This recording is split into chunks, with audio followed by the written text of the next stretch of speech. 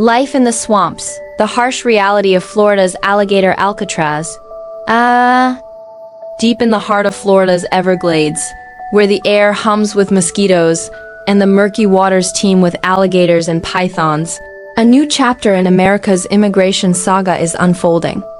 Dubbed Alligator Alcatraz by Florida officials, a makeshift detention center at the Dade-Collier Training and Transition Airport has sparked fierce debate, blending the raw power of nature with the contentious politics of immigration. This is no ordinary facility, it's a tent city in a swamp, a place where the line between deterrence and desperation blurs under the relentless Florida sun.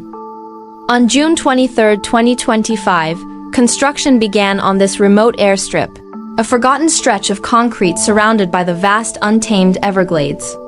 In just 8 days, workers transformed the site into a sprawling detention camp, complete with heavy-duty tents, over 200 security cameras, 28,000 feet of barbed wire, and 400 security personnel. The facility, capable of holding up to 3,000 detainees with plans to expand to 5,000, was designed to support the Trump administration's aggressive deportation agenda. Florida Governor Ron DeSantis and Attorney General James Uthmeier, who coined the facility's menacing nickname, hailed it as a low-cost, efficient solution, with nature itself swamps teeming with alligators, crocodiles, and snakes serving as a natural barrier to escape. If someone escapes, they'll have to contend with a lot of alligators, DeSantis quipped, evoking the infamous Alcatraz Island prison, known for its brutal conditions and near-impossible escapes. But for the hundreds of immigrants detained there since July 2, 2025, Alligator Alcatraz is no mere nickname, it's a grim reality.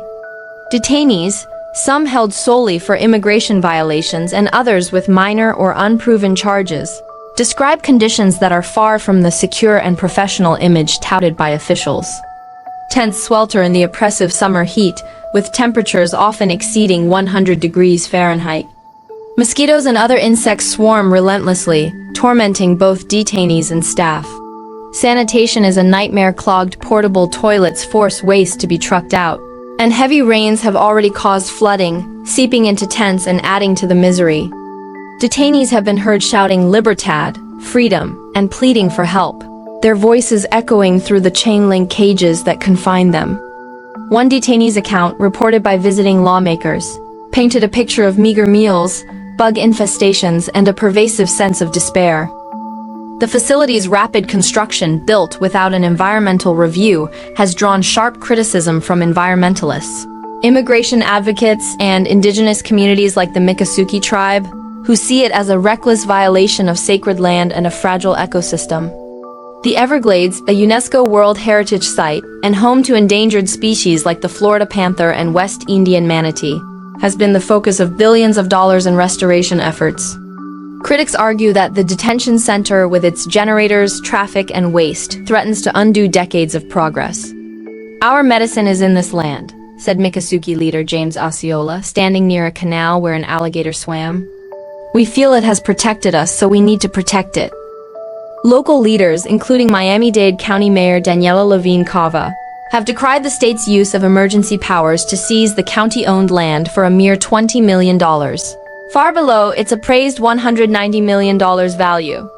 Environmental groups, including Friends of the Everglades and the Center for Biological Diversity, have filed lawsuits to halt construction, arguing it violates federal environmental laws. Democratic lawmakers denied entry to inspect the facility on July 4th, called the blockade a blatant abuse of power, and raised alarms about potential human rights violations.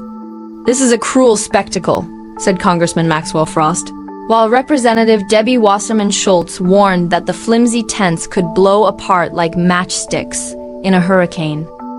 Supporters of Alligator Alcatraz, including DeSantis and Department of Homeland Security Secretary Kristi Noem, argue it's a necessary response to overcrowding in Immigration and Customs Enforcement (ICE's) facilities, which currently hold a record 59,000 detainees nationwide, 40% above capacity. The facility, costing Florida an estimated $450 million annually, with partial FEMA reimbursement, is pitched as a one-stop shop for deportations, with its runway facilitating swift removal flights. President Trump, touring the site on July 1st, praised its rapid construction and joked about detainees facing snakes and alligators if they tried to flee, reinforcing the facility's fearsome reputation. The Florida Republican Party has even capitalized on the name, selling Alligator Alcatraz t-shirts and beer koozies to fundraise. Yet, as the facility grows, so do the questions. Over 250 of the 700-plus detainees listed by the Miami Herald and Tampa Bay Times are held solely for immigration violations, not criminal convictions, raising concerns about the fairness of the detentions. Reports of flooding, inadequate sanitation, and inhumane conditions have fueled accusations that the facility prioritizes deterrence over dignity. Meanwhile, the environmental toll on a landscape critical to South Florida's water supply looms large, with no clear answers on waste management or long-term impacts. Alligator Alcatraz is more than a detention center. It's a symbol of a polarized nation grappling with immigration, environmental stewardship, and human rights. For those inside its barbed wire fences, it's a sweltering, mosquito-ridden limbo, where the promise of deportation hangs as heavy as the humid air. For those outside, it's a battleground between policy and principle, progress and preservation, fear and compassion. As the Everglades wildlife watches from the shadows, the world waits to see whether this controversial experiment will become a blueprint for the future or a cautionary tale of hubris in the heart of the swamp.